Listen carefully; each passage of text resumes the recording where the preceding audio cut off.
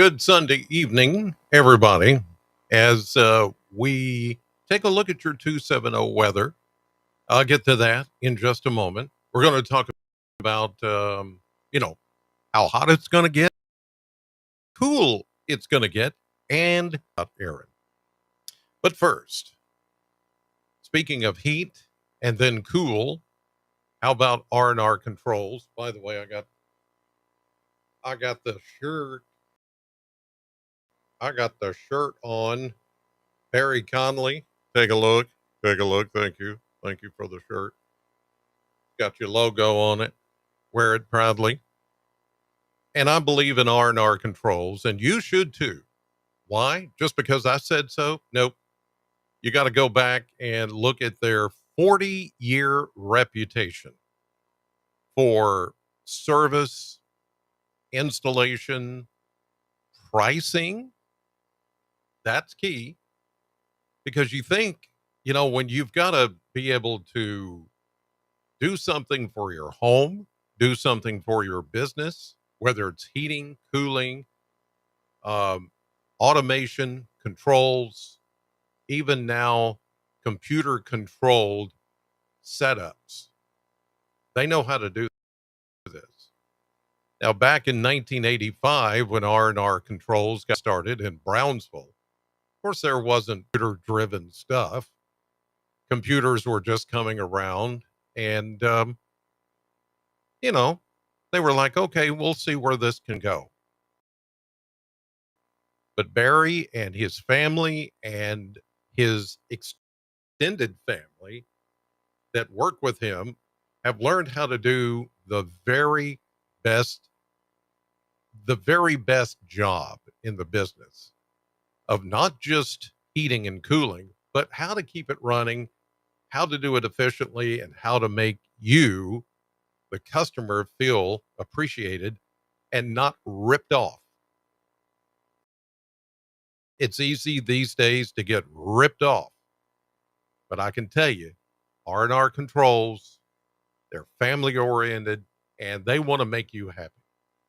So when you're thinking about getting things cooler, or here in a few months, getting things warmer, then they are the ones to call because they give you the control. It says R&R controls, but really you're the one in control.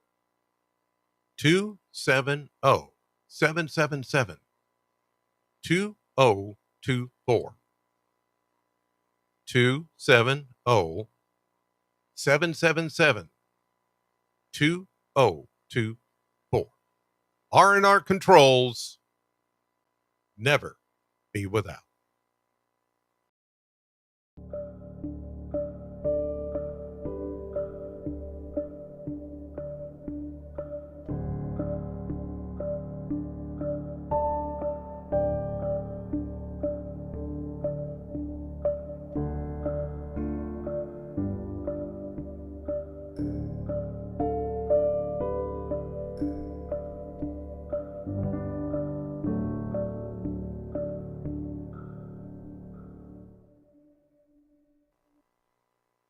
Hello, everybody. Wait a minute. Let me expand. Let me expand this here. There we go. Good Sunday evening. It is August the 17th, and I'm Chris Allen here with your 270 weather for the 270 area code and beyond. Okay, so I had to skip last night's report because I was a little bit late getting in from the. I was invited to go out to the. Have any of you ever been out to the Hot Rod Mototel that's in Little Muddy? Actually, it may be in Welch's Creek. That's in between Bowling Green and Morgantown, just off Morgantown Road. It is the coolest place. If I could have a man cave built just the way I would love it to be, uh, the Ingrams there at the Hot Rod Mototel they have set something up. It's in the middle of nowhere. It looks like a shell gas station, and they've got cool cars, they've got vintage, everything, signage, oil and gas stuff, built like an old Shell gas station from long ago, but it's all practically new. And the Ingrams, Dennis and his wife Diane, I've been there. This makes the third time I've been there. And Skypack and their Elm Street Society held their party there last night, invited me to be a part of that. And I got to DJ a little bit. I got to play some cool rock and roll music, car themed hits from the 50s all the way to today, and got to entertain. Got the best part was the fellowship and the food. The Elm Street Society, part of Skypack, originally as part of Orchestra Kentucky, helps funding for Skypack, Arts of Southern Kentucky, so forth and so on. So I got to be a part of that, and I was late getting in, and I didn't get to do this. But anyway, it was so cool. You got to get out there, go online, and just go to Google and look up Hot Rod Mototel. Moto like motor, Moto Tel, Tel like hotel, Mototel. You'll you'll go, what? This place is in between Bowling Green and Morgantown? Uh-huh. Yeah. It is awesome. If you're into that kind of stuff, old cars, old music, old gas and oil stuff, you'll want to go out there and just like, wow, I cannot believe this place exists. Down the road, down Morgantown Road. It is that cool. So anyway, I'm back this evening. Okay. Michael M270 says sync issues still. Oh, well, okay. Golly, Godzilla's back. Yeah, okay. I'm still working on this. I think I've finally got the mic to the mic is sounding really good. The audio sounds really good. It's between the video and the audio, and then I think we'll be cooking. So I've been working on some of that. I've been working on getting a new camera setup, which is not here yet. And then some stuff for the back wall. I may be replacing that monitor and doing some other things.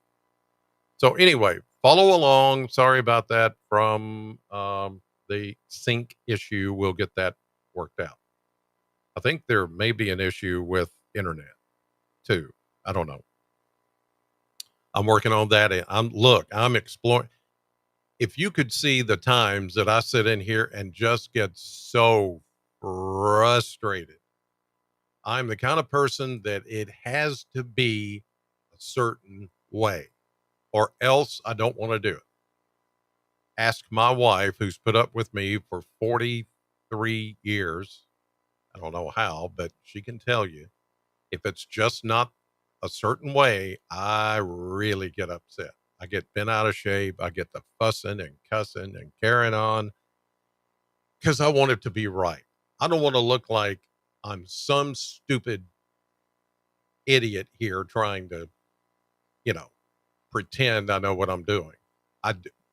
Computers, software, hookups, wiring, all that kind of stuff does not intimidate me.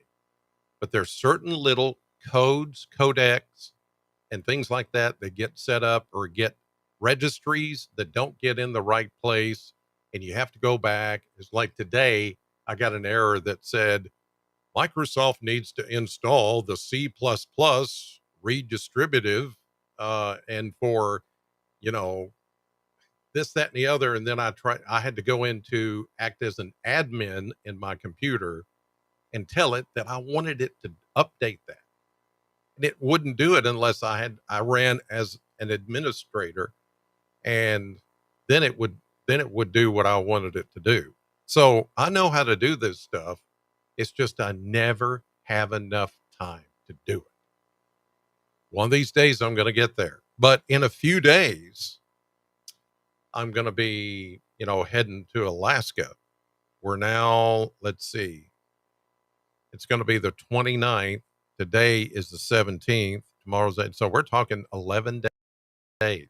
Going to be in Alaska for 2 weeks. And this won't, oh, I won't be doing this. I may try to do it from Alaska, but I don't know. I don't know how great it's going to be or I'm going to do some live reports and some pre-recorded reports for television for News 40 and for this. If I can pull it off, I think my phone will be able to. 10 years ago, I did it, and the technology wasn't as good 10 years ago as it is now. So I should be able to do this. But in 11 days, I will be in Alaska. So, and this will have to take a hiatus, and I'll work on it later. Okay. Well, let's take a look and see what's going on today, or what has happened today here at the Bowling Green Airport, where I live now. Not the actual, I don't live at the airport, but I live right next door to it. So I practically live at the Bowling Green Warren County Airport now. We had a high of 94 officially today, 4 degrees above the normal of 90, which, by the way, in a few days, that daily high average temperature is going to start to go down. It'll start to go 89, then 88, then 80. It'll start to just trickle down in the coming days and weeks. That normal of 90 is about over. 73 was our low. No rainfall here at the airport, but some of you did pick up a shower today. I thought we were too here at the airport, and then it just went away. It just fizzled out. But some of you did get a little bit of something today. Here's a look at, we call this the blooming effect, because look at that. It looks like it just blooms out like a flower in fast motion. That's the atmospheric conditions of the evening with the moisture in place. Actually, when that little line of showers came through as leftovers from a complex that was up in Indiana, and as it came down south to Bowling Green, it held together better than what was anticipated, and therefore some of you picked up some showers and thunderstorms today. Now the atmosphere has been worked over a little bit, and now we're getting some inversion, a little bit of difference in humidity levels, dew points, temperature, and moisture. And so that causes this effect on the radar. It's not rain, it's just an effect of an inversion of the atmosphere because of the rain that came by earlier. And actually, the dew points went down just a little bit. It didn't feel quite, I mean, it got hot, as you saw, 94, but it didn't get quite as super muggy today as it could have. As it could have. It could have been a lot worse. But I think tomorrow's not going to be good the next couple of days. But I see some relief coming. It's still coming. Before I get to that, let's talk about Erin. Big hurricane Erin. All right. Here is the very latest from the National Hurricane Center. And as you can see, there's Erin, and then there's another tropical wave back behind it. That's the next thing that we're going to watch. Okay. This one right here. Now, this one has a 40% chance of forming into something and following pretty much the same path as Erin. Here's this little disturbance up here, 0 chance of forming into anything. But let's talk about Erin, because Erin is one heck of a storm, going all the way to Cat 5 And as you can see, making that turn as it's getting ready to do now, as it moves just north of the Antilles, or yeah, the Lesser Antilles, Puerto Rico, the Virgin Islands, and now it's going to start to take that turn away from the East Coast. But the East Coast, even though it's not going to take a direct hit, it is going to feel a lot of effects from Erin.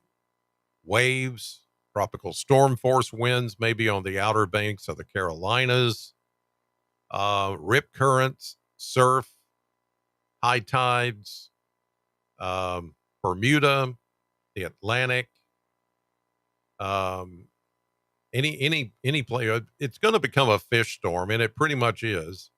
Thank goodness, because I mean this big of a storm, if it were to actually make a direct hit on the East Coast, it would have been terribly catastrophic.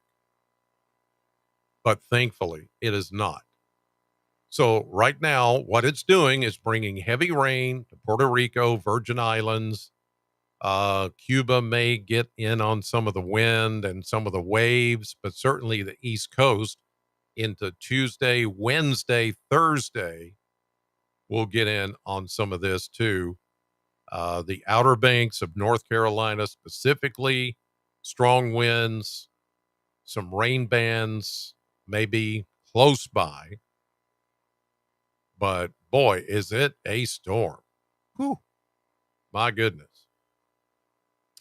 Here is the latest on the path. Maximum sustained wind at 125 miles per hour. Not only is it the first hurricane of the Atlantic season, but it's the first major hurricane because it's already gone category 3, then 4, and now 5. It's as high as you can go on the scale. I mean, it's a monster. So, it is still on a path west northwest at 13 miles per hour. Now, down across the Bahamas, the southern Bahamas, there are some tropical storm warnings because, and they're not hurricane warnings because it's not going to be close enough for it to be hurricane warnings. Tropical storm strength, yes, simply because of the wind and the waves. So, that's the very latest on it. You can see that they're predicting it's going to stay a major hurricane all the way through Wednesday. Then it gets up into somewhat cooler waters north of Bermuda, and that should bring it back down to hurricane strength, either Cat 1 or 2, as we get into Thursday and Friday. So that's the latest on Erin. All right. So now let's get back to us and see how things are progressing for us here in the 270 with we'll start with, as we always do once I find it, there we go, the Mesonet network and how things look at the moment here at 8:28 p.m. on this Sunday night. Upper 70s to low 80s. It's a little later, so things are not as hot and muggy as they have been lately. What about rainfall? Today, there were scattered amounts. It looks like maybe Allen County. No, take that back. Metcalfe County was the big winner today. 41 hundredths of an inch of rain there in Edmonton. Then 35 hundredths of an inch of rain in Scottsville, Allen County. Nothing hitting the rain gauges here in Bowling Green or Warren County, even though outside of Bowling Green, on either side of Warren County, we picked up some shower activity. As the showers moved south, they kind of fell apart over Bowling Green. 11 hundredths of an inch of rain over in Butler County in Morgantown. Then it looks like almost a quarter inch of rain near Munfordville. All right. How about wind at the moment coming at sea? There's that little north wind that has helped us out after those showers came through. And it actually did bring down the dew points just a little. I'll show you. I can get that to call. There we go. Here's a look at the dew points. Lower 70s. So yeah, it helped a little bit to have those showers come through earlier. So thank you, showers. Those that did pop up. All right, let's go to the maps and I'll show you what's to come. Now, here I'm going to expand this so that we can see how Erin is going to influence our weather. Here's Bermuda. This is not Erin. Erin's way down here. But this frontal boundary and the one that's north of us are all going to get caught up in the wave that will be Erin when she moves Tuesday into Wednesday out here in the western Atlantic. High pressure still in control, of course, giving us the heat. But look, here comes the front that is eventually going to cool us down. All right. And then here's the other wave that is still out there. So all of these things are going to play together.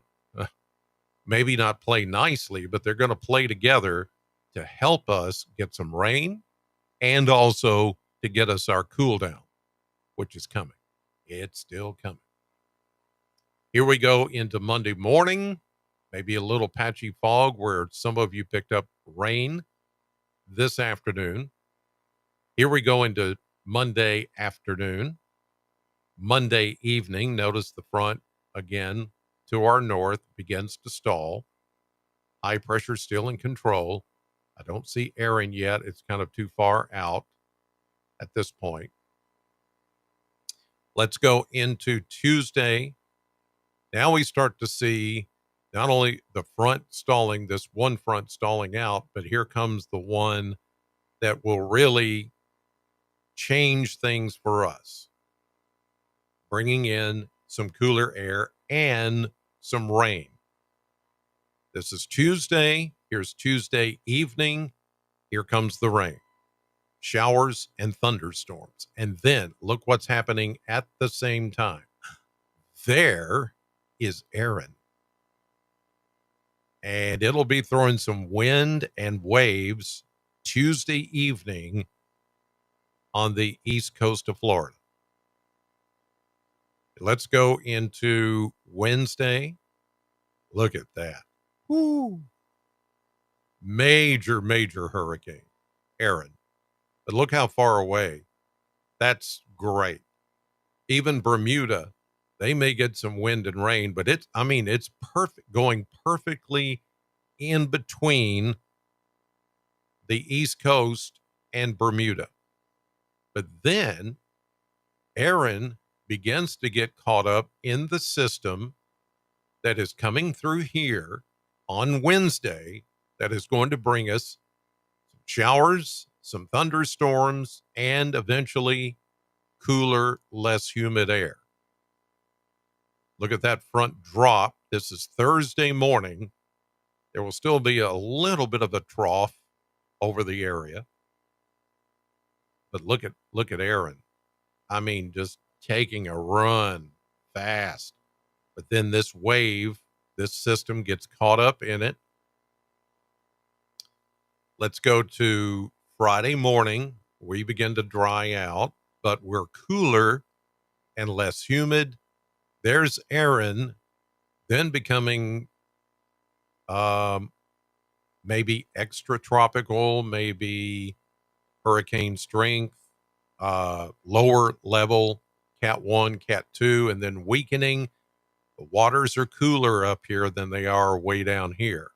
So naturally, Erin is going to weaken as we get into Friday.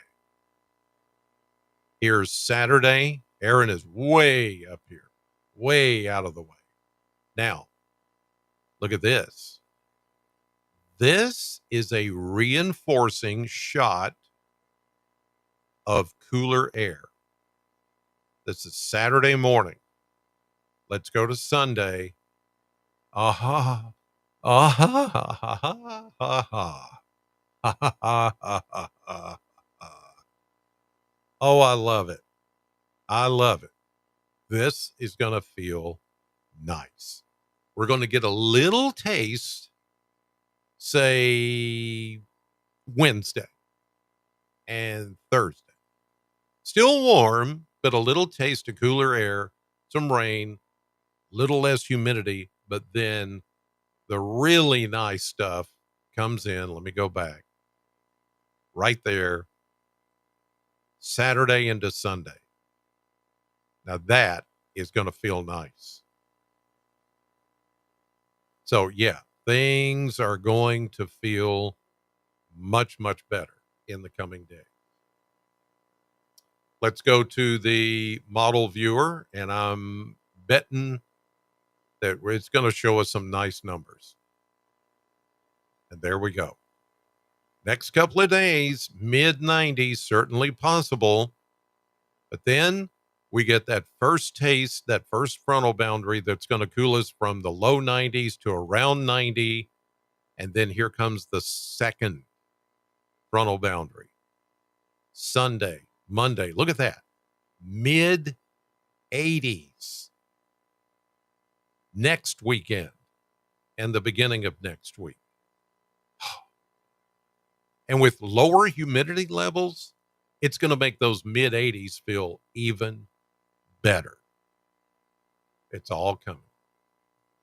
It may not be fall, but it's going to feel really, really nice. Here's a look at the 7-day forecast. As you can also see anytime on the News 40 weather app and at WNKY.com. Mid 90s, maybe even close to the upper 90s tomorrow, Tuesday, then Wednesday, the first front, a few showers, cooling us down a little. Then the secondary front coming in Saturday, Sunday, even though there's not a lot of rain associated with it, that one will cool us down even more into the 80s. And I bet you dew points start to go from the 70s into the 60s. That's going to make it feel even better. Okay. It is 8:37. It is my bedtime. I got to get up at 3 a.m. to get ready for News 40 Sunrise tomorrow morning at 6 a.m. WNKY NBC CBS. In the meantime, thank you for watching. God bless you.